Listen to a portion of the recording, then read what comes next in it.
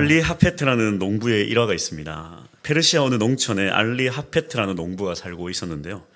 어느 날 그의 집에 어떤 신부님이 놀러 와서 이야기를 해주었습니다. 높은 산을 끼고 강이 흐르며 강가에 흰 모래와 자갈이 있는 곳에서 다이아몬드가 나더라. 이 사실을 듣고는 이 알리 하페트는 당장에 농장을 다 팔고 다이아몬드를 찾기 위해 길을 나섰습니다. 그렇게 아프리카 대륙과 유럽 대륙을 샅샅이 뒤졌으나 결국에 이 다이아몬드를 찾지 못하고 결국 스페인 어느 해안에서 자살하고 말았습니다. 그런데 이 알리 하페트의 농장을 인수한 사람이 하루는 농장을 둘러보러 강가에 있다가 시커먼 돌멩이가 있기에 그것을 집에 가져와서 책상에 두었는데 그 돌멩이를 이렇게 좀 갈라서 보니까 세상에 번쩍거리는 다이아몬드였던 것입니다. 그 알리 하페트가 그토록 찾고자 했던 보물이 사실은 가장 가까운 곳에 있었던 것입니다. 그리스도인에게 종종 찾아오는 병이 있는데 그 병이 뭐냐면 이 익숙해지는 병이라고 합니다. 이 무슨 병인가? 세상에는 수많은 감삭거리가 있잖아요. 해가 하루라도 안 뜨면 우리는 죽음의 공포를 느낄 것입니다. 또 숨을 쉴 공기가 없다면 우리는 10분도 채 살지 못할 것입니다. 이 모든 것이 다 감사거리입니다. 특히 그리스도인에게 가장 큰 축복은 바로 예수님을 누리는 축복입니다. 예수를 믿는 자들에게는 주님은 햇빛과 같이 항상 우리에게 주님의 은혜를 부어 주십니다. 하지만 이 그리스도인들이 익숙한 병에 걸리면 언제나 함께 계시는 예수님으로 누리는 축복에 감사하지 못하게 된다라는 것입니다. 여러분들은 진짜 예수님을 누리고 계십니까?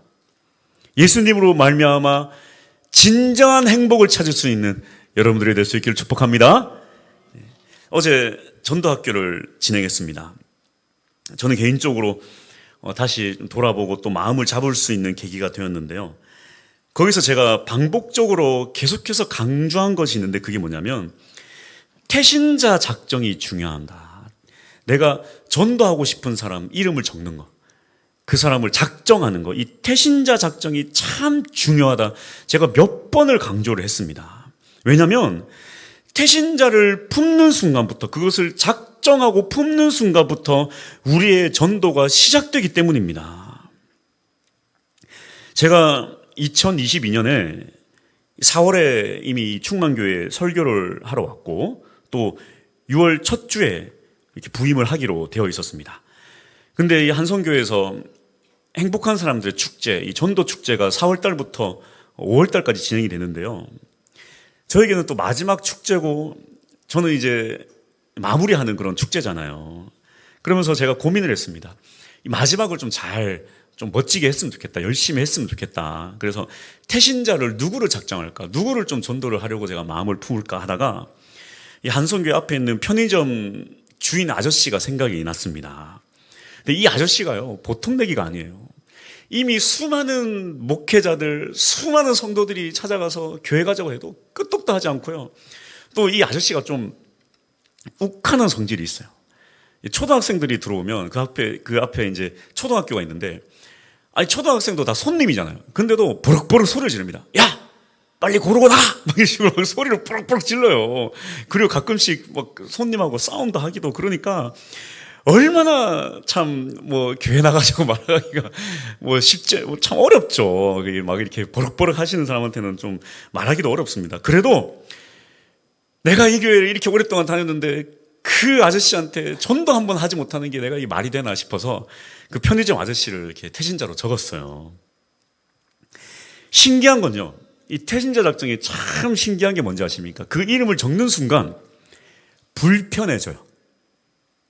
무슨 얘기인지 이해가 되세요? 그 편의점을 갈 때마다 제가 그 아저씨한테 티를 낸 것도 아니고 한 것도 없지만 그 편의점 갈 때마다 불편해져요. 내가 한번 초청을 한번 해봐야 될 텐데, 한번 복음을 한번 전해봐야 될 텐데, 그런 불편한 마음이 생겨요.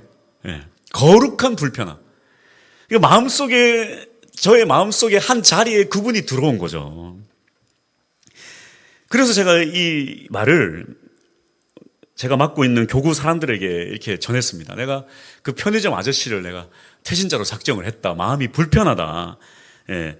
그랬더니 그 전도 팀장님이 거기 계신데, 뭐 우리 교회도 이렇게 그동안 한 2번 오셨는데, 아, 세상에 제 말을 듣더니 다윗의 새 용사처럼 본인이 쫙 그 편의점으로 가시는 거예요. 전도하러. 그 편의점으로 갔는데, 그때 하필 아저씨는 없고, 대신에 주인 아줌마가 거기서 이제 편의점을 보고 계신 거예요. 그래서 그 아줌마한테 전도를 했다는 거예요. 네. 우리 목사님이 간절히 기도하고 있어요. 교회 꼭 나오셨으면 좋겠어요. 그렇게 전도를 했다는 거예요. 아니, 근데 세상에 그 아줌마가 뭐라 그러냐면, 그러니까 아저씨가 거의 그 자리에 있다 보니까 그 아줌마는 뭐 밤에 있거나 새벽에 있어서 잘 만나지 못했어서 제가 보니까 대부분 아저씨한테는 전도했지 아줌마한테는 그동안 그 누구한테도 전도를 안 했던 거예요. 근데 이 전도 팀장님이 가가지고 전도를 하니까 이 아줌마가 뭐라 그러냐면, 사실은 내가 아들이 있는데 아들이 나이가 40인데 학창시절에 너무 심하게 학교에서 이 학교 폭력을 당해서 그때 너무 심한 트라우마가 고통 때문에 지금 사회생활도 못하고 그러고 있다. 그래서 가만 보니까 한 번씩 누군가가 아르바이트를 하고 있는데 이게 이렇게 좀 계산도 잘 못하고 그래요. 그래서 무슨 아르바이트생을 저런 사람을 뽑았나 했더니 세상에 보니까 그 아들이었어, 아들. 그 세상에 이 아들하고 같이 교회를 나가겠다는 거예요. 그렇게 해가지고 그 아들하고 교회 나가가지고 내가 얼마나 지극정성으로 손 붙잡고 기도해주고 아들 붙잡고 기도해주고 올 때마다 그냥 자리 안내해주고 제가 얼마나 여기 오는 그날까지 얼마나 내가 섬겼는지 몰라요. 근데 제가 간다고 하니까 그냥 그동안 고마웠다고 그 동그란 초콜릿 뭡니까? 그것도 저한테 선물로 주시고, 네. 그러면서 그 아저씨는 또 자기는 교회는 안 나오면서 또 아내랑 아들이 교회 나가니까 또 거기 목사님도 많은데 저보고는 아이고 저 우리 목사님이라고 그렇게도 해주시고 참 그렇게 했습니다. 이게 또 사람을 마음에 품는 것입니다. 한 영혼을 마음에 품으면요 그렇게 하나님이 역사를 해주시더라고요. 네. 이 영혼을 품는다는 것이 이렇게 귀합니다. 원래 사실은 우리는 마음에 영혼을 품고 살아야 돼요, 원래. 그런데 잘 품지 않습니다. 잘 품지 않아요. 품는다고 해도 느긋해집니다. 영혼을 위해 영혼을 품지도 않으니까 영혼을 위해 잘 기도도 하지 않게 돼요. 하지만 태신자를 품고 태신자를 위해 기도하기 시작하면 그제야 다시 느끼는 것이 있는데 그것이 뭐냐? 바로 예수님을 통해 누리는 축복입니다. 맞다. 내 안에 예수님이 계셨지. 그래, 맞아. 내 안에 복음이 있었지. 나는 여전히 예수님의 사랑을 누리고 있지. 여러분, 아이를 잉태하고 품고 출산하고 키워내는 것을 보면 어떻습니까? 그 아이에게 엄마는 마치 천사와도 같습니다. 아이는 엄마로부터 세상에서 가장 큰 축복을 누리게 됩니다. 그런데 여러분 잘 보십시오. 그 아이보다 더 큰 축복을 누리는 사람은 사실은 그의 엄마예요. 그의 부모가 그 아이보다 더 큰 기쁨과 축복을 누리게 됩니다. 우리가 태신자를 품고 전도를 한다는 것은 사실 우리가 가장 큰 축복과 기쁨을 누리는 것입니다. 오늘 이 예수라는 놀라운 축복을 누리는 우리 모두가 될 수 있기를 축복합니다. 왜 예수님은 축복일까요? 왜 우리가 예수님을 믿어야 할까요? 왜 우리 모두는 예수의 은혜를 누려야 할까요? 오늘 말씀을 살펴보기 원하는데요. 첫 번째로 볼 것은 예수로 인해 우리가 얻을 수 있는 축복들입니다. 도대체 예수님을 믿으면 어떤 축복을 받을 수 있는가? 일일이 다 설명할 수 없지만 하나하나 몇 가지만 보자면, 간략하게 보자면 요한복음 3장 16절, 하나님이 세상을 이처럼 사랑하사 독생자를 주셨으니 이는 그를 믿는 자마다 멸망하지 않고 영생을 얻게 하려 하심이라. 예수님을 믿으면 죽음으로 끝나는 것이 아니라, 세상의 먼지로 사라지는 것이 아니라, 흙으로 없어지고 완전히 사라지는 멸망당하는 것이 아니라 영원한 생명을 얻게 된다. 할렐루야.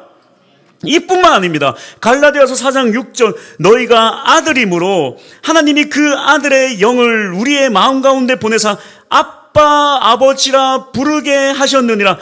하나님을 믿으면 하나님 우리의 아빠가 되어주신다. 아빠가 되어주신다. 고아와 같이 홀로 두지 않으신다. 하나님 우리의 아버지가 되십니다. 그런데요, 그저 명색만 아버지가 아니에요. 아무것도 해주지 않고 내가 네 아빠다, 그런 명색만 아빠가 아니에요. 어떻게 하시는가? 갈라디아서 4장 7절.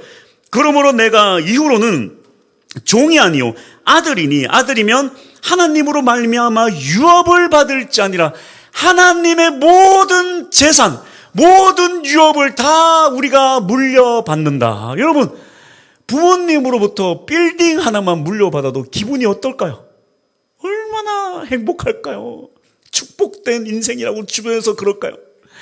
그런데 세상에 빌딩이 아니라 하나님의 모든 재산, 모든 유업을 다 아들로서, 딸로서, 자녀로서 다 물려받는다. 참으로 놀라운 영광이고 축복이 아닙니까? 할렐루야! 그런데요, 이것뿐만이 아니에요. 우리가 사실은 어쩌면 하나님의 축복을 실감하지 못하는 이유는 이게 죽음 이후에 받을 축복이기 때문에 조금 나랑은 거리가 멀다라고 생각할 수도 있습니다. 그러나 여러분, 예수님을 누리는 그 축복은 그저 죽음 이후에나 받는 것으로 끝나지 않습니다. 지금 당장 이 땅을 살아가면서 지금 당장 우리는 예수님으로부터 놀라운 축복을 받습니다. 어떤 축복을 받는가? 오늘 본문을 보자면 더러운 귀신 들린 사람이 등장합니다. 예수님께서 회당에서 말씀을 전하고 계신데 갑자기 귀신 들린 자가 때마침 예수님 앞에 나와서 예수님을 알아본 것입니다. 마가복음 1장 24절. 나사렛 예수여, 우리가 당신과 무슨 상관이 있나이까? 우리를 멸하려 왔나이까? 나는 당신이 누구인 줄 아노니 하나님의 거룩한 자니이다. 이렇게 예수님을 알아본 귀신에게 예수님은 어떻게 하십니까? 마가복음 1장 25절에서 26절. 예수님께서 꾸짖어 이르시되 잠잠하고 그 사람에게서 나오라 하시니 더러운 귀신이 그 사람에게 경련을 일으키고 큰 소리를 지르며 나오는지라. 귀신은요, 어린아이들이 참 무서워하죠. 가르쳐 주지도 않았는데. 근데 어린아이들만 무서워하는 게 아니라 청소년도 무서워하고요, 청년도 무서워합니다. 청소년, 청년만 무서워할까요? 나이가 들어도 무서워요. 그럼 늙으면 안 무서울까요? 늙어도 무서워요. 무서워요. 제가 어제 설교를 준비하면서 귀신 글을 적고 나니까 12시 좀 넘어서 이제 집에 가려고 하는데 이게 온 세상이 깜깜하잖아요. 귀신 하니까 이렇게 좀 돌아보게 되더라고요. 예수. 왜냐면 저는 못 이겨요. 예수의 이름으로 이기지. 그러니까 저도 그럽니다. 저도 여기 깜깜할 때 혼자 있으면 예수. 내 이름으로 못 이기잖아요. 제 이름으로 어떻게, 전화권 하면 이깁니까? 못 이기지. 예수 해야 이기지. 그러니까 예수. 할렐루야, 찬양하세. 내 모든 죄 예수. 이러면서 집에 가요. 네. 그러면 하나도 안 무서워요. 인간에게 있어서 귀신에게 공격받으면 속수무책이에요. 어떻게 이깁니까? 눈에 보이지도 않는데. 근데 이게 그냥 무서움만 주는 게 아니라 여러분 보십시오. 세상의 모든 문화가요, 저 옛날에 고대 때부터 지금까지 모든 문화가 다 틀리고 다양하지만 이상하리라만치 비슷한 문화가 있는데 이게 뭐냐면 바로 샤머니즘 문화입니다. 미신 문화, 미신. 온 세상이 다 똑같이 보이지 않는 어떤 영적 존재에 대해서 두려워하면서 그것에게 비는 거예요. 이건요, 다 똑같아요. 유럽이나 아프리카나 대한민국이나 일본이나 다 똑같이 빌어 무서워서. 미신. 전 세계가 동일한 반응을 보입니다. 그래서 일이 안 풀리고 문제가 생기면 부적을 만들어서 붙이기도 하고, 또 신령한 어떤 무당 같은 사람한테 찾아가서 좀 어떻게 좀 뭐 좀 해달라 부탁도 하기도 하고, 또 내 이름도 바꾸기도 하고, 또 집을 옮기기도 하고, 물건을 자리로 배치도 다르게 하기도 하고. 여러분 어떻습니까? 요즘 젊은 사람들은요, 중고거래를 참 많이 합니다만, 여러분 어떤 사람들, 또 특히 옛날 사람들은요, 절대 중고거래를 하지 않아요. 왜 그런지 아세요? 그런 얘기를 합니다. 옛날 막 어르신들이나 요즘 중에서 또 미신 믿는 사람들은 다른 사람이 쓰는 가구에서 뭔가 뭐 좀 악령 같은 게 묻어서 올 수 있다, 그런 얘기 들어보셨죠? 못 들어보셨어요? 그런 게 있어요. 뭐 이렇게 가구 같은 데는 뭐 좀 묻어서 온다는 거, 좀 묻어서 와서 거기에 무슨 저주가 있으면 그게 우리 집에 오면 우리 집에 저주가 된다, 그런 얘기들이 있어요. 그리고 또 어떤 이 옷을 입었던 사람이 뭐 불의의 사고로 죽거나 무슨 문제가, 그러면 그거 잘못 입으면 다 귀신이 다 달라붙어 온다, 뭐 그런 얘기들이 있어요. 악한 기운, 귀신이 다 둘러붙어 온다, 그런 얘기가 있는 거예요. 네. 이렇게 무서워하면서 두려워하면서 살아요, 사람들이. 네. 저는 하나도 안 무서워요, 저는. 제가 사무실에 쓰는 모든 가구는 다 중고 제품입니다. 어디서 잔뜩 다 가져와. 귀신 오지도 못해. 귀신 어디서 와요? 예수님 우리에게 뭐라고 말씀하십니까? 마가복음 16장 17절 18절. 믿는 자들에게는, 이걸 따라서 좀 합시다, 다 같이. 자, 시작. 믿는 자들에게는 이런 표적이 따르리니 곧 그들이 내 이름으로 귀신을 쫓아내며 새 방언을 말하며 또 시작. 뱀을 집어올리며 무슨 독을 마실지라도 해를 받지 아니하며 병든 사람에게 손을 얹은즉 나으리라 하시더라. 할렐루야. 예수님 분명히 말씀하셨습니다. 나의 이름으로 귀신을 쫓아낸다. 병든 자에게 손을 올리고 기도하면 병이 낫는다. 그저 죽음 이후에만 받는 게, 축복을 받는 게 아니라 이 땅을 살아가면서 우리는 예수의 권세와 능력으로 축복을 누리며 살아가는 것입니다. 할렐루야.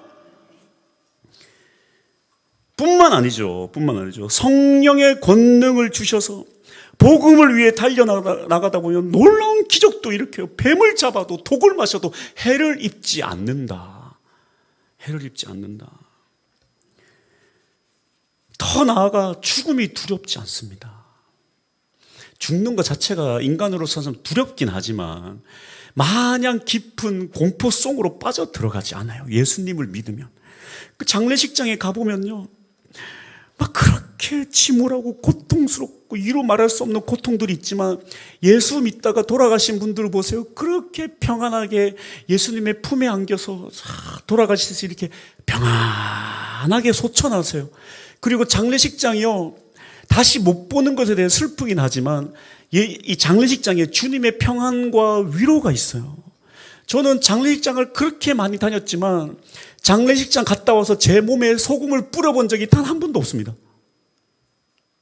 무슨 얘기인지 잘 모르시나 보네. 그런 얘기가 있잖아요. 장례식장 갔다 오면 소금 뿌리라고. 안 뿌려도 돼요. 예수님의 축복과 은혜가 있다니까요.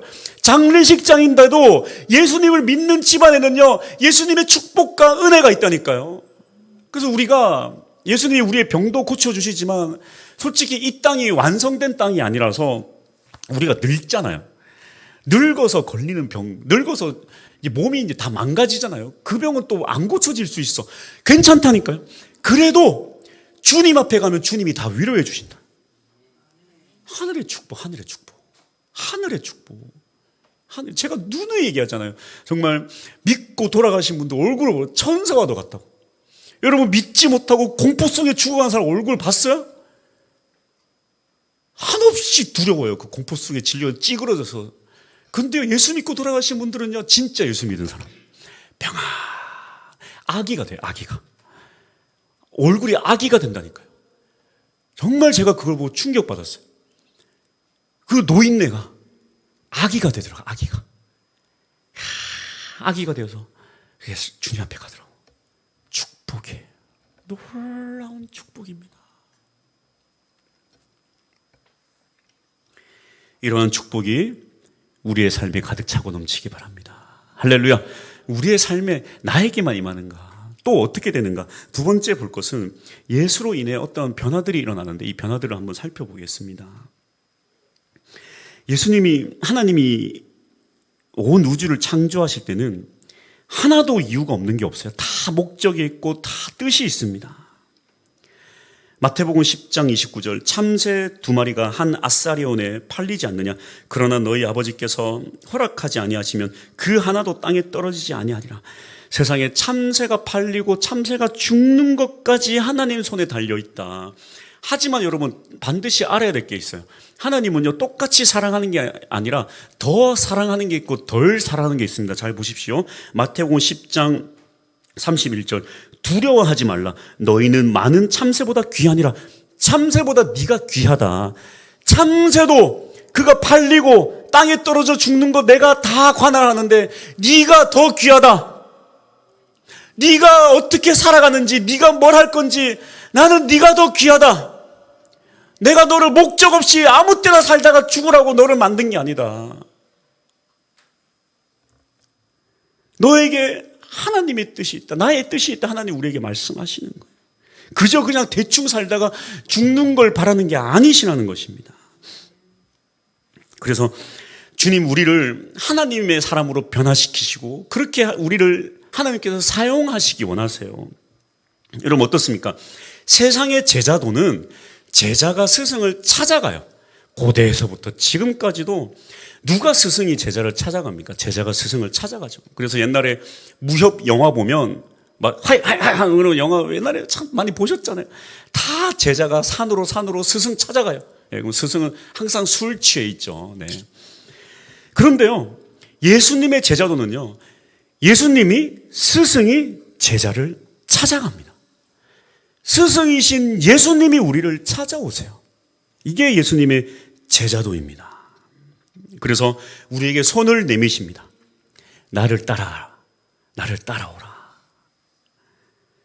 그렇게 베드로와 안드레와 야고보와 요한이 먼저 주님의 제자가 되어서 예수님을 따라가는데요. 근데 오늘 이 성경에는 이들이 예수님을 따르고 난 이후에 어떤 예수님이 하시는 사역들이 많이 있지만 아주 특이한 사건 하나를 성경에 기록하고 있는데 바로 예수님께서 시몬 베드로 집에 예수님의 제일 첫째 사역자 집에 제자 집에 들어간 것입니다. 이 사건은 마태복음, 마가복음, 누가복음 이 세 군데나 적혀 있어요. 굉장히 중요한 사건이죠. 베드로 집에 갔더니 베드로의 장모가 열병으로 누워 있었습니다. 열병은 뭐냐면 여러분 이 고대 시대에 몸에 열이 난다, 알 수 없는 열이 난다. 이건 굉장히 위험하고 무섭잖아요. 이유를 알 수 없으니까. 제가 맹장 수술을 하면서 깨달은 게 뭐냐면 맹장 수술이 100년 전에만 걸렸어. 그 수술 아무것도 아닌데 100년 전에 맹장 걸리면 죽어야 돼요, 그냥. 손 쓸 도리가 없이 그냥 죽어야 된대요. 막 몸에 열이 나고 막 배가 꼬이고 아프고 열병이에요, 열병. 이유를 알 수 없어. 그냥 아파, 몸이. 열이 펄펄 나다가 죽어요. 옛날에는 그 이유를 알 수 없으니까 어디가 어떻게 고장 나는지도 모르고. 얼마나 무섭습니까? 열이 가라앉지 않고 펄펄 끓으면 그저 가만히 놔둘 수밖에 없는 거예요. 근데 어떻게 하십니까? 마가복음 1장 31절 나아가사 그 손을 잡아 일으키시니 열병이 떠나고 여자가 그들에게 수종드니라. 이 사건이 중요한 이유가 뭐냐면 우선 예수님이 회당이라는 공적인 장소에서 사역을 진행하시다가 이제 지극히 개인적인 장소, 이 베드로 집이라는 사적인 곳으로 장소를 옮깁니다. 무슨 얘기냐면 공적인 장소도 중요하지만 주님은 우리의 사적인 장소로 이동해서 우리의 개인적인 일들도 보기 원하신다는 거예요. 그게 어디입니까? 바로 우리 가정입니다. 가정. 보십시오. 예수님의 제자 중에 결혼한 사람은 지금 베드로밖에 없습니다. 근데 베드로가 예수님의 수제자로서 사역을 해야 되는데 이 가정이 가장 큰 걸림돌이 될 수밖에 없지 않겠습니까? 그런데 예수님이 먼저 그의 가정에 들어가서 이 장모의 열병을 고치심으로 장모가 먼저 주를 위해 헌신하는 것입니다. 헌신하는 거예요. 히터 좀 꺼주십시오. 근데 그 장모가 예수님을 섬긴 것으로 끝나는 것이 아니라 이 베드로의 아내도 베드로와 함께 초대 교회를 세우는 위대한 사역을 진행합니다. 고린도전서 9장 5절 우리가 다른 사도들과 주의 형제들과 게바와 같이 믿음의 자매된 아내를 데리고 다니는 권리가 없겠느냐. 베드로가요 아내를 데리고 다니면서 이 초대 교회를 세운 거예요. 예수님은 무엇보다 가정을 귀하게 여기시고 또 가정이 변화되기 원하신다는 것입니다. 하나님이 우리를 창조한 목적이 있습니다. 하나님이 우리가 이 땅에서 해야 할 사명이 있다고 말씀하세요. 그저 아무 할 일 없이 대충 살다가 나만 잘 먹고 나만 잘 살다가 인생을 마무리하기 원하지 않으세요. 그거 알고 계십니까? 우리의 가정은 하나님의 나라입니다. 그리고 우리의 가정은 또 하나의 작은 교회예요. 교회. 하나님이 여러분 가정에 바라는 것이 있다면 이 가정이라는 교회에서 가정 구성원 모두가 이 세상에 파송되는 선교사들이 되기 원한다는 것입니다. 누군가는 직장으로, 누군가는 학교로, 사회 각지로 하나님의 선하심과 가정의 은혜를 베푸신 그 놀라운 주님의 사랑과 능력을 통해 하나님 영광 받으시도록 각자 이 가정에서 세상으로 파송된 선교사들이 되기 원한다는 것입니다. 교회에서만 선교사를 보내는 게 아니라 가정이라는 교회에서도 우리는 각자가 다 선교사가 돼야 돼요.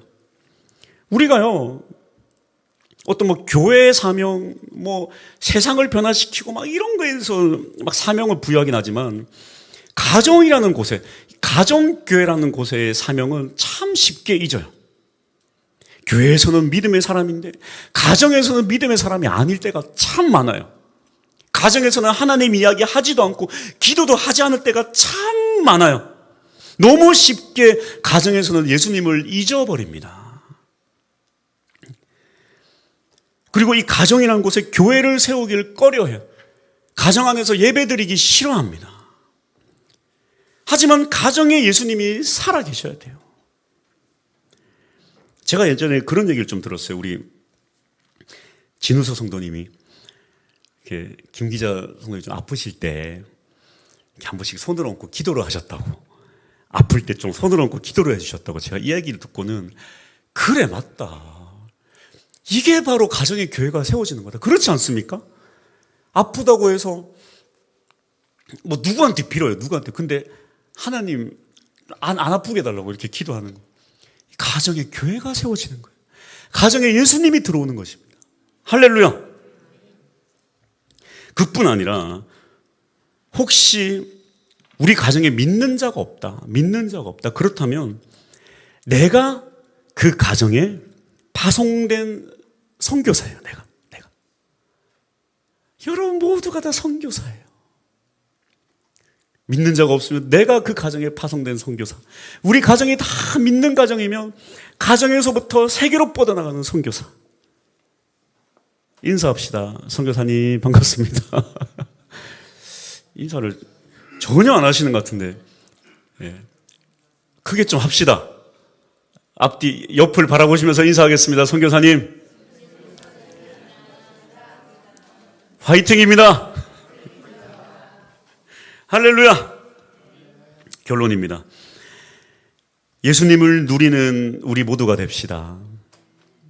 예수님을 누리면 우리의 인생이 변화됩니다. 뿐만 아니라 우리 가정이 변화됩니다. 이 베드로의 가정이 변화되는 과정을 살펴봅시다. 어떻습니까? 먼저 베드로가 예수님을 영접하고 예수님을 따르기로 작정하니까 그 뒤에 어떻게 됩니까? 베드로가 먼저 예수님을 영접하고 나니까 베드로가 예수님을 내 가정 안으로 모시고 오는 거예요. 이게 원리입니다. 이게. 먼저는 내가 예수님을 따라야 돼요. 내가 예수님을 영접해야 됩니다. 그렇게 해야 나를 통해 내 가정에 예수님이 들어오시는 거예요. 근데 참 이 일은 말처럼 그냥 쉽게 되는 것은 아닙니다. 여러분 어떻습니까?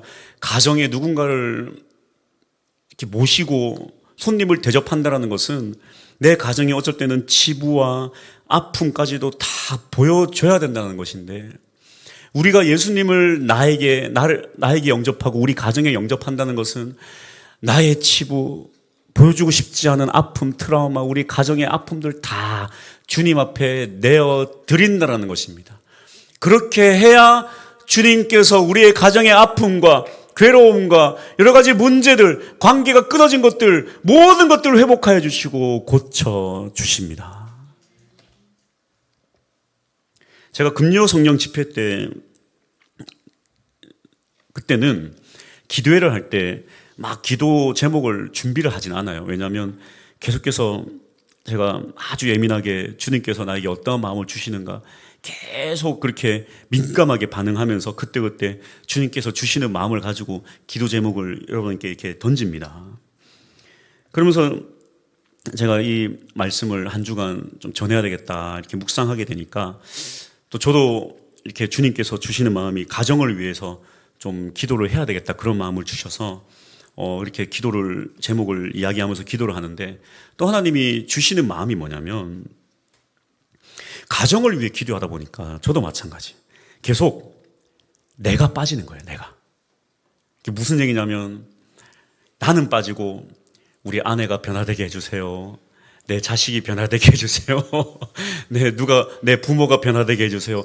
계속 남 얘기는 계속해. 나는 아무런 문제가 없고 나는 아무런 그게 없어. 그냥 계속 문제는 상대방, 문제는 내 배우자, 문제는 내 부모, 내 자식 계속 문제만 있어. 나는 문제가 없는 거야. 가만 보니까 우리의 기도가 저도 마찬가지로 그렇더라고요. 그때 강하게 주님께서 주시는 마음이 뭐냐면 너야 너. 너라고 너. 네 상대방이 아니라 먼저 너를 위해 기도를 해. 네가 좀 변화되어야 되지 않겠냐? 너의 그 아주 그 고집스러운 마음. 나는 아무 문제 없어. 그런 마음들 좀 네가 변화되어야 되지 않겠냐? 그런 마음을 그렇게 주시더라고요. 네. 그러니까 내가 먼저 주님을 영접하고 내가 먼저 주님의 은혜를 누려야지. 나를 통해서 예수님이 그 은혜와 사랑과 충만한 축복이 우리 가정에 들어오는 거 아니겠어요? 근데 나는 변화 하나도 안 되고 나는 맨날 고집불통이면서 내 아내가 변화돼야 되고 내 남편이 변화돼야 되고 그게 뭐냐고. 제가 참 그런 마음을 막 주시더라고요. 근데 거기까지 마음을 주시면서 제가 기도를 하다 보니까 어디까지 마음을 주냐면 제가 그런 생각 했습니다, 솔직히. 우리 성도님들이 변화돼야 되고 우리 교회가 변화돼야 된다.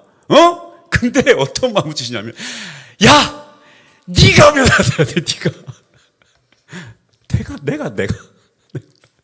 내가 먼저 변화돼, 내가. 야, 교회 변화되기 전에 야, 네가 먼저 변화돼. 주님 그 마음을 주시더라고. 성도 탓, 교회 탓이 아니라 내 탓이요. 여러분, 저도 마찬가지고 우리가 직분자들이 직분을 오래 감당하다 보면 놓치는 게 뭐냐면 어떤 공적인 장소, 대표적인 장소에서는 예수님을 잘 만나요. 예수님을 잘 부르짖고. 근데 사적인 장소에서 사적으로 주님 만나는 일을 잘 안 하게 된다는 거죠. 목사가 제일 문제예요.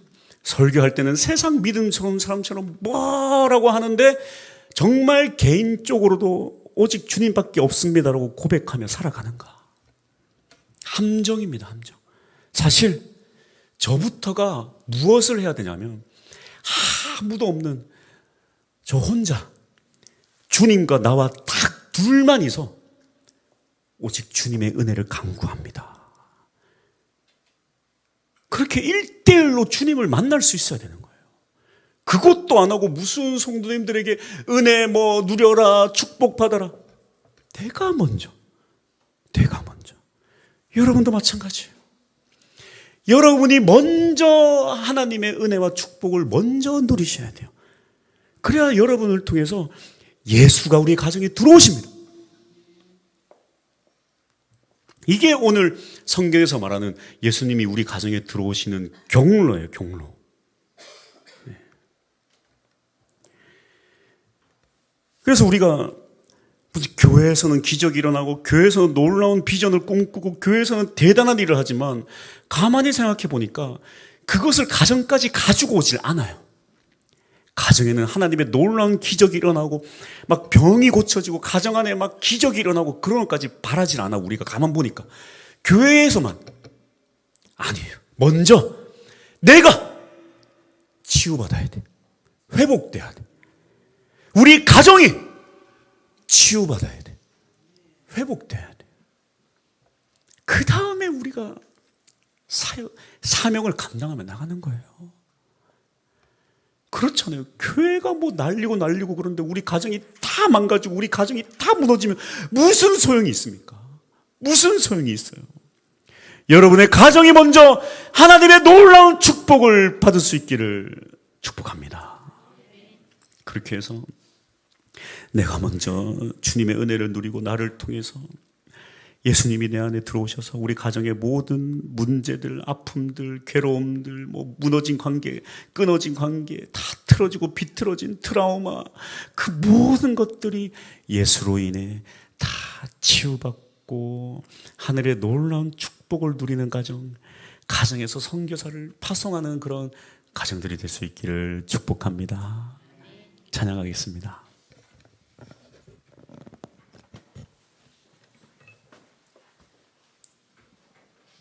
믿음의 기도라는 찬양이 있습니다. 제가 우리 학생 수련회 갈 때마다 불렀던 찬양이고 거의 20년 전에 이 앨범이 나왔을 때부터 지금까지 계속 불렀던 찬양입니다. 이만한 찬양이 없어서 수련회 때 다른 찬양 부르고 싶다가도 결국에 이 찬양을 부르게 되는 그런 찬양이에요. 왜냐하면 찬양 속에 믿음의 고백이 있어요. 치유와 회복이 있어요. 그래서 이 찬양을 부를 때 우리 한번 주님께 기도하며 찬양합시다. 주님, 예수 그리스도의 은혜가, 그 보혈의 능력, 그 피가 내 머리부터 발끝까지 흘러넘쳐서 먼저는 내가 치료되게 하여 주옵소서. 혹 내가 아픈 곳이 있다면 주님, 나의 아픈 곳을 치료하여 주시고, 혹시 내 마음의 두려움과 괴로움과 도저히 해결할 수 없는 문제가 있다면 내 마음의 병도 치료하여 주옵소서. 그리고 우리 가정도 주님 붙잡아 주셔서 믿지 않는 우리 가정 지체들 예수님 믿게 하여 주시옵소서. 간절히 기도하는 마음으로 한번 찬양 불러보겠습니다. 주님의 보혈이 나의 머리부터 발끝까지 흘러 치료하여 주시고, 믿음의 기도는 병든 자를 고치며 의인의 강 그는 역사하는 힘이 많아. 마음과 몸이 아픈 자에게 손을 얹은 즉 나으리라.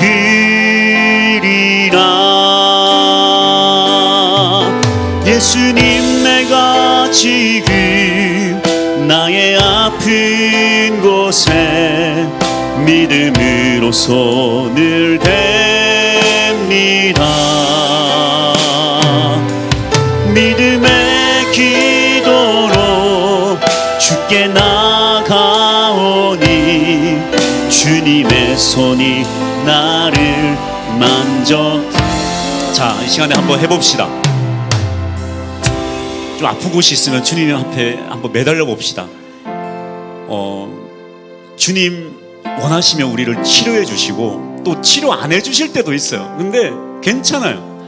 주님 뜻에 달려 있고 주님 거룩한 뜻에 달려 있습니다. 우리는 주님 앞에 기도하면 돼요. 그래서 아픈 곳이 있으면 손을 한번 대봅시다. 그리고 주님, 여기가 많이 아픕니다. 이 아픔을 회복해 주시고, 혹시 회복되지 않더라도 내 마음에 낙심되지 않게 해주세요. 그렇게 한번 손을 한번 얹어 봅시다. 그리고 혹시 마음에 큰 고통이 있다면 마음에 손을 얹어보고, 또 머리가 너무 복잡하고 괴롭고 두통이 있으면 또 손에도 올려보세요. 그렇게 하면서 우리 한 번 더 찬양 한번 불러볼게요.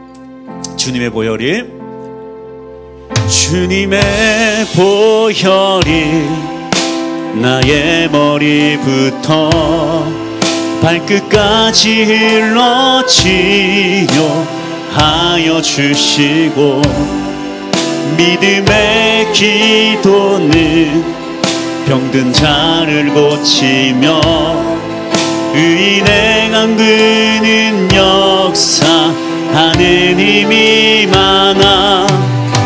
마음과 몸이 아픈 자에게 손을 얹은 즉 나으리라. 예수님, 내가 지금 나의 아픈 곳에 믿음으로 손을 댑니다.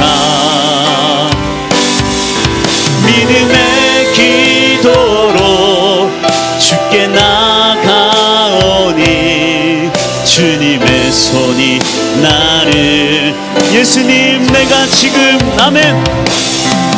예수님 내가 지금 나의 아픈 곳에 믿음으로 손을 댑니다. 믿음의 기도로 주께 나가오니 주님의 손이 나. 우리 한 번만 더 찬양합니다. 예수님, 예수님, 예수님 내가 지금 나의 아픈 곳에 믿음으로 손을 댑니다. 믿음의 기도로 주께 나가오니 주님의 손이 나를 만져주세요. 한번 기도하겠습니다. 주님, 나의 몸이 아픕니다. 나를 만져 주옵소서. 나의 마음이 많이 삐뚤어지고 내 안에 상처가 많이 있습니다. 나의 마음도 치료하여 주시옵소서. 그리고 우리 가정에 몸이 아픈 자들, 마음의 고통에 있는 자들, 주님 우리 가정에 들어오셔서 우리 가정의 모든 아픈 자들, 그 모든 아픈 곳을 치료하여 주시옵소서. 우리의 자녀들도 주님께서 붙들어 주셔서 우리의 자녀가 하늘의 축복을 누리게 하여 주옵소서. 함께 기도하며 나아갑니다. 사랑과 은혜 하나님, 우리의 가정에 임하여 주옵소서. 가정의 모든 아픔들, 고통들, 괴로움들, 자녀의 문제, 부모님의 문제, 배우자의 문제, 하나님 아버지여 주님의 은혜와 주님의 사랑으로 우리의 가정에 들어오셔서 모든 틀어진 관계, 무너진 관계 주님 회복하여 주시고 다시 주님을 만나게 해주시고 우리의 가정이 하나님이 세우신 교회가 되게 하여 주시고 우리 가정이 든든히 세워져서 각지로 하나님의 선교사로 파송되며 나아갈 수 있는 믿음의 가정 되게 하여 주옵소서. 모든 가정에 하나님의 놀라운 축복과 예수 그리스도의 능력과 주님의 놀라운 은혜가 차고 넘치기 원합니다. 우리의 가정에 들어와 주옵소서. 우리 사랑하는 성도님들 가정에 주님 들어와 주옵소서. 예수님 내가 지금 나의 아픈 곳에 믿음으로 손을 댑니다. 믿음의 기도로 주께 나가오니 주님의 손이 나를 만져주세요. 주님, 부족한 종이 기도합니다. 주님 말씀에 주를 믿는 자가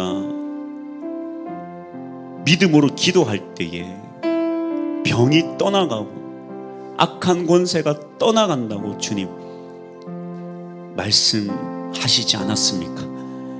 이 부족한 자가 주님 앞에 기도하며 나아갑니다.